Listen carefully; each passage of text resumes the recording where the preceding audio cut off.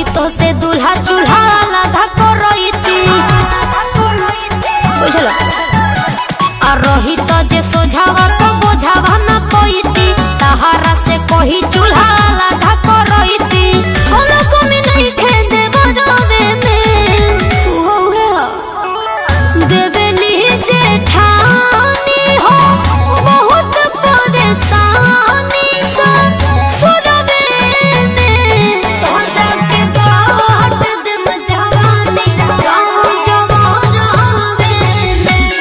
राजा जी बाट दम जवानी गाँव जवानावे में।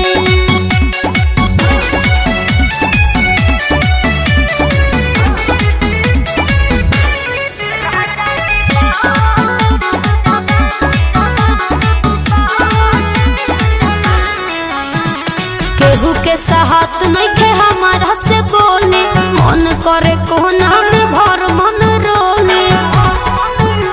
अब अति होता जी कि केहू के साहत नहीं खे हमारा से बोले मन